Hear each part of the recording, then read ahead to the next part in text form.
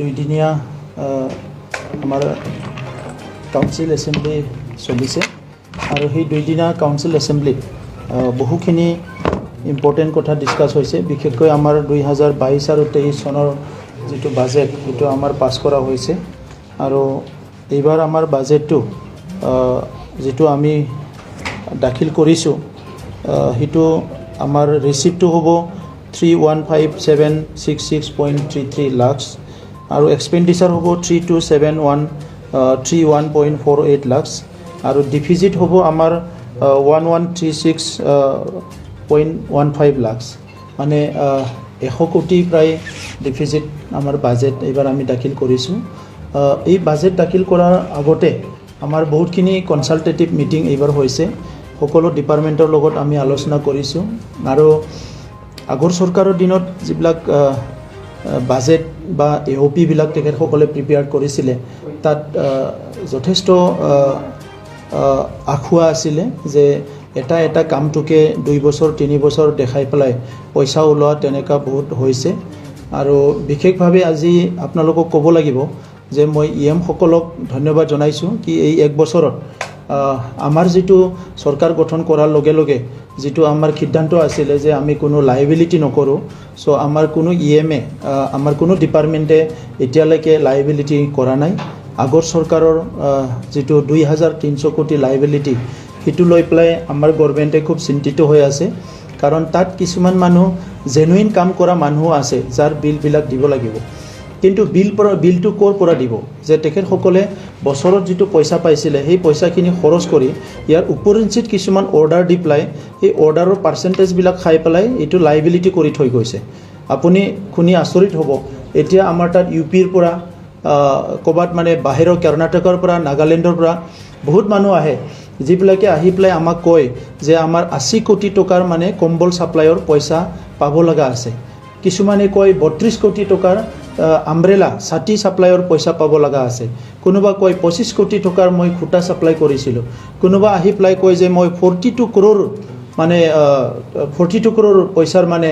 টকাৰ মানে মই আঁঠুৱা ছাপ্লাই দিছিলোঁ। তেনেকুৱা প্ৰায় 389 কৰোৰৰ মানে আগৰ CD ফাণ্ডৰ লাইবিলিটিছ আছে। তো সেইবিলাক আমাৰ চৰকাৰ চলোৱাত যথেষ্ট অসুবিধা কৰিছে। আদাৰৱাইজ এই বছৰত আমি খুব বেলেঞ্চভাৱে কামবিলাক কৰিছোঁ। আপোনালোকে দেখিবলৈ পাব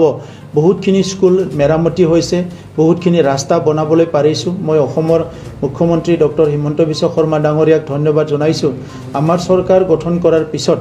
আমাৰ ফাইনেন্সিয়েলি বহুত বেয়া অৱস্থা আছিলে, কিন্তু তেখেতে আমাক ডাইৰেক্ট এটা গুডউইল মিছন দি পেলাই প্ৰায় 500তকৈ অধিক কিলোমিটাৰ ৰাস্তা নিৰ্মাণ কৰাত আমাক সহায় কৰিছে আৰু এতিয়াও আমাৰ বড়োলেণ্ড অঞ্চলত এটা ডাঙৰ ইনফ্ৰাষ্ট্ৰাকচাৰ গেপ আছে। এই আমাৰ বাজেটত আমি চেষ্টা কৰিছোঁ যে এইখিনি যিমানখিনি আমি পাৰোঁ এইবাৰ নিৰ্মাণ কৰাৰ কাৰণে। বিশেষভাৱে আমাৰ এই 17 বছৰীয়া যিটো কাউন্সিল, এই 17-18 বছৰীয়া কাউন্সিলত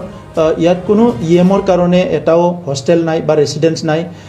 MCLA সকলৰ কাৰণে হোষ্টেল নাই বা ৰেচিডেঞ্চ নাই। কোনো অফিচাৰবিলাকৰ কাৰণে ৰেচিডেঞ্চ নাই। ইয়াত কোকৰাঝাৰত ভাল গেষ্ট হাউচ এটা নাই। কোনো এটা ডিষ্ট্ৰিক্টত ভাল অডিটৰিয়াম নাই। কোনো এটা চাব ডিভিজনত ভাল অডিটৰিয়াম নাই। মানে ইনফ্ৰাষ্ট্ৰাকচাৰ গেপটো মানে হিউজ গেপ আছে। বহুতখিনি দলং বনাব লগা আছে, ৰাস্তা বনাব লগা আছে। পৰ্বতজৰা চাব ডিভিজনটো ৱৰ্ষ্ট কণ্ডিশ্যনত আছে, মানে ৰোড কানেক্টিভিটিত। চ' বহুতখিনি গেপ আমাৰ মাজত আছে। সেইটো আমি পূৰা কৰিবলৈ আমাৰ তাত যিখিনি SOPDৰ পইচা আহিব আৰু ৰেভিনিউৰ যিখিনি পইচা আহিব সেইটো আমি গেপ পূৰা কৰিবলৈ চেষ্টা কৰিছোঁ। ইয়াৰ বাহিৰে আমি লাইভলিহুডটো বেছি গুৰুত্ব দিছোঁ। আমাৰ সকলো department, agriculture department, industry department, seed department, education department, WPT department, সেই ছাপ্লাইবিলাক বন্ধ কৰি মেক্সিমাম লাইভলিহুড জেনেৰেশ্যনৰ কাৰণে কাম কৰিবলৈ আমি সিদ্ধান্ত লোৱা হৈছে। মই আশা কৰিছোঁ এই 2022-23 বছৰত আমি বহুতখিনি কাম কৰিব পাৰিম। আগৰ সময়ত আপোনালোকে দেখিছে এটা ফেমিলিক এখন কম্বল দিয়ে মানে 100 টকা। এইবাৰ আমি অনচুংথাই বিথাংকি কৰিছোঁ আৰু জ্ঞান চৰাং বিথাংকি কৰিছোঁ, য'ত নেকি দুখীয়া পৰিয়ালক আমি ডাইৰেক্ট 5000 টকা দিয়াৰ কাৰণে ইতিমধ্যে আমাৰ স্কিমটো আৰম্ভ হৈছে। বহুতে দি দিলে আৰু ছাত্ৰ ছাত্ৰীসকলক আমি 5000 কৰি দুখীয়া ছাত্ৰ ছাত্ৰীক ডাইৰেক্টলি মানে ফাইনেন্সিয়েল বেনিফিট বা টকা আমি তেখেতসকলক ছাপোৰ্ট কৰিছোঁ। হেল্থ ছেক্টৰত আমি যথেষ্ট কাম কৰিবলৈ লৈছোঁ যিবিলাক এৰিয়াত এতিয়াও হস্পিটেল নাই তাত টেলিমেডিচিনৰ ব্যৱস্থা কৰিব বিচাৰিছোঁ আৰু ইয়াৰ লগতে 40টা সমষ্টিত হেল্থ ATM আমি ইনষ্টল কৰিব বিচাৰিছোঁ যাতে মানুহবিলাক MRI কৰা কি কয় ব্লাড টেষ্ট কৰাৰ নামত বিভিন্ন টেষ্ট কৰাৰ নামত বহুত পইচা দিব লগা হয় এইটো ফ্ৰী অফ কষ্ট তেখেতসকলে নিজৰ টেষ্টবিলাক কৰিব পৰা যায় শিক্ষাৰ ক্ষেত্ৰত আমি বিশেষভাৱে টিচাৰ ট্ৰেইনিংটো আমি গুৰুত্ব সহকাৰে লৈছোঁ আৰু ইয়াৰ বাহিৰে যিখিনি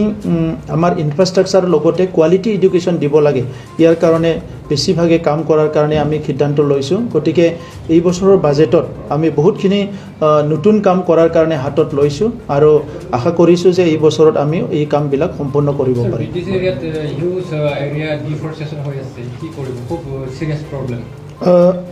এইটো লৈ পেলাই আমি এই বছৰ বহুতখিনি জেগাত এভেকশ্যন কৰাৰ কাৰণে বা যিখিনি এনক্ৰ'চ হৈছে সেইখিনি ৰোধ কৰাৰ কাৰণে কিছুমান ব্যৱস্থা ল'বলৈ গৈ আছোঁ আৰু মানুহবিলাকক ৰিলোকেট কৰাৰো আমি চিন্তা চৰ্চা কৰিছোঁ আমাৰ মুখ্যমন্ত্ৰী ডাঙৰীয়াক বিচাৰিছে কি বহুতখিনি অঞ্চলত আমাৰ এফৰেষ্টেশ্যনটো পুনৰ হ'ব লাগে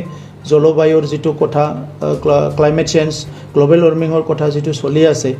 সেইটো লৈ পেলাই আমিও চিন্তিত আৰু সেইকাৰণে এইবাৰ আমি প্ৰায়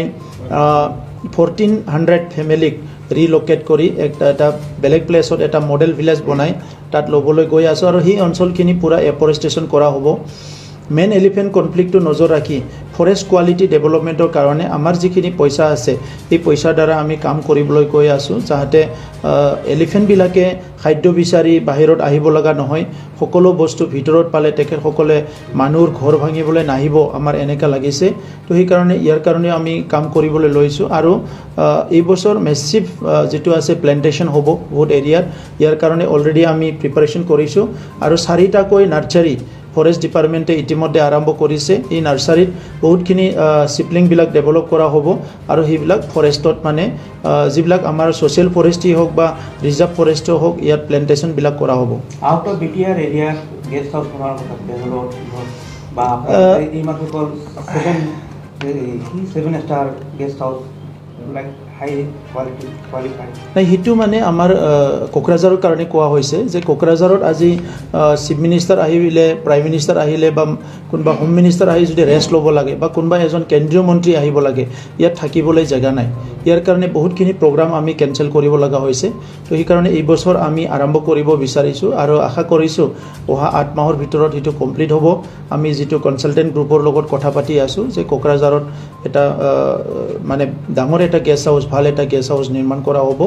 আৰু ইয়াৰ লগতে প্ৰত্যেকটো জিলাত আমাৰ তৰফৰ পৰা 300 মানুহ মানে বহি পেলাই মিটিং কৰিব পৰা 5খন অডিটৰিয়াম আমি নিৰ্মাণ কৰিবলৈ গৈ আছোঁ সেইটো এই বছৰে কমপ্লিট হ'ব আৰু বাহিৰত যিবিলাক গেষ্ট হাউচ এই গেষ্ট হাউচবিলাক যিটো আগৰ যিটো নীতি আছিলে সেই নীতিবিলাক প্ৰপাৰলি নোহোৱাৰ কাৰণে এই গেষ্ট হাউচবিলাক মেইনটেইন কৰাটো খুব অসুবিধা হৈছে তাত কোনো ৰেভিনিউ জেনেৰেট নহয় কোনোবা এটা গেষ্ট হাউচত যদি ৰেভিনিউটো আমি 10 লাখ পাওঁ তাত আমি বছৰত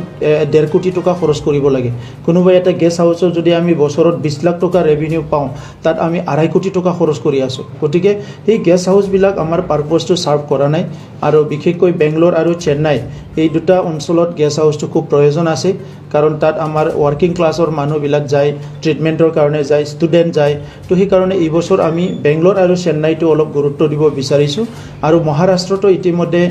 মুম্বাই আৰু পুনেত আমি মহাৰাষ্ট্ৰ গভৰ্ণমেণ্টৰ পৰা অলপমান লেণ্ড বিচাৰিছোঁ মাটি বিচাৰিছোঁ যদি পাই গ'লে আমি এই বছৰে কিছুমান প্ৰজেক্ট এইবিলাকতো আৰম্ভ কৰিম বুলি আশা কৰিছোঁ এইটো অতিকৈ দুৰ্ভাগ্যজনক ঘটনা মই এইটো দুৰ্ভাগ্যজনক বুলি কৈছোঁ কাৰণ বড়োলেণ্ডত শান্তি আহিছে এতিয়া কিন্তু কেইমাহমানৰ পৰা কিছুমান উদণ্ড যুৱবিলাকে অলপ ডকাইতি লুটিং সেইবিলাক চলি আছে আৰু ডকাইতি লুটিং কৰা সকলৰ হাততো অস্ত্ৰ আছে তো সেইকাৰণে আমাৰ দীঘলীয়া যিটো অস্ত্ৰৰ প্ৰভাৱ সেইটো এতিয়ালৈকে শেষ হৈছে বুলি আমি ক'ব নোৱাৰোঁ আমি সেইকাৰণে চিন্তিত হৈছিলোঁ আৰু বহুত বছৰ আগৰ পৰা মই এপছুত থকাৰ পৰাই কৈছিলোঁ যে আমাক এটা অস্ত্ৰমুক্ত সমাজ লাগে কাৰণ সেই সময়তে আমাৰ শংকা হৈছিলে যে বড়োলেণ্ড অঞ্চলৰ যিটো অস্ত্ৰ এইটো বহুত দিন হয়তো এইটো প্ৰচলন হ'ব যদি সেইটো গভৰ্ণমেণ্টৰ তৰফৰ পৰা বা সামাজিকভাৱে যদি এইটো নিৰ্মূল কৰাৰ কাৰণে এইটো দূৰ কৰাৰ কাৰণে যাতে সঠিক ব্যৱস্থা লোৱা নহয় আৰু আজি আমি দেখিবলৈ পাইছোঁ কিছুমান যুৱকসকলে অস্ত্ৰ লৈ পেলাই লুটিং কৰা আৰম্ভ কৰিছে কেইদিনমান আগত কোকৰাঝাৰত পুলিচৰ লগত এনকাউণ্টাৰ হৈছে পুনৰ যোৱাকালি কোকৰাঝাৰত চিৰাঙত এনকাউণ্টাৰ হোৱা বুলি শুনিছোঁ আৰু সেই ডকাইতবিলাকে কি কৰিছে সেই মানে এণ্টি ছ'চিয়েল এলিমেণ্টবিলাকে এজন নিৰী যুৱকক মানে তেখেতসকলে লুটিং কৰিবলৈ গৈ পেলাই গুলাই মাৰা খবৰটো আমাক পুলিচে আজি ৰাতিপুৱাই দিছে তো এইবিলাক বহুত দুৰ্ভাগ্যজনক কথা এই ক্ষেত্ৰত মই আমাৰ পুলিচ বিভাগক আৰু ষ্ট্ৰং হ'বলৈ মই অনুৰোধ কৰিছোঁ আৰু ইয়াৰ লগতে সামাজিকভাৱে আমাৰ যিটো দায়বদ্ধতা সেইটো আমি ল'ব লাগিব যে আমাৰ ল'ৰাবিলাকে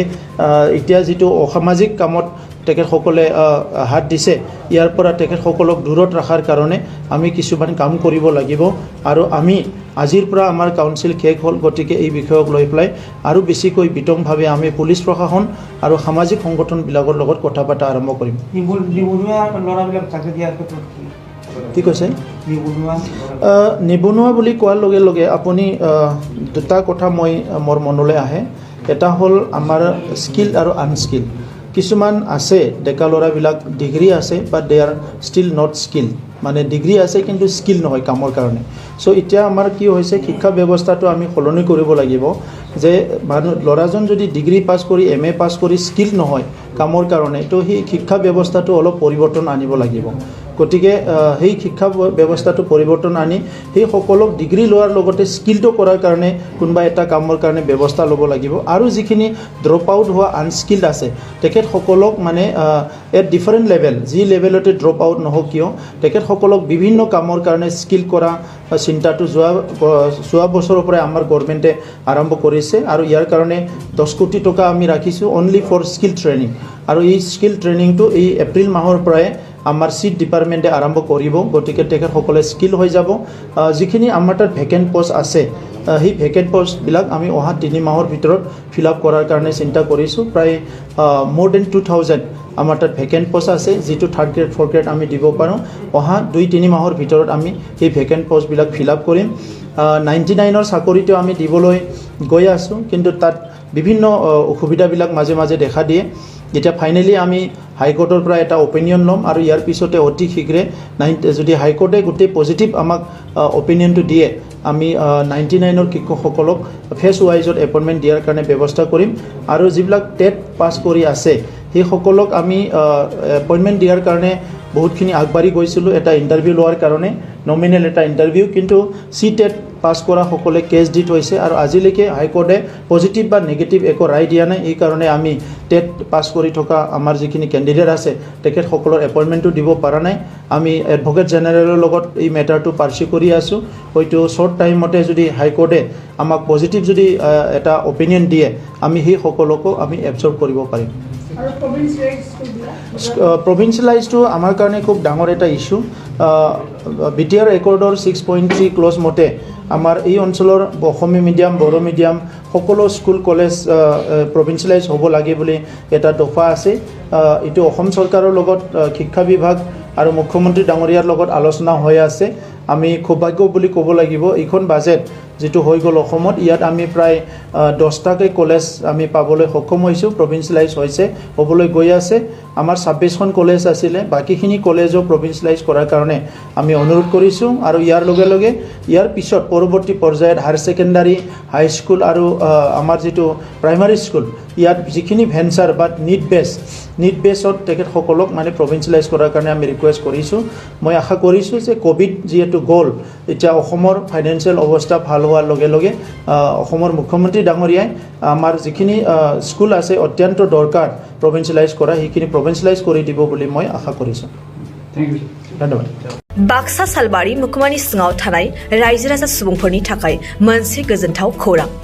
किरण एन्टारप्राइज जेराव नोंथांमोनहा मोननो हागोन नोंथांनि फालांगि खालामनायाव गोनांथि जानाय टाटा योदा ट्राक आरो ई-रिक्शा लोगोसे नोंथांनि न' बां लुनायाव गोनांथि जानाय बाला अन्थाइ सिमेन्ट इटा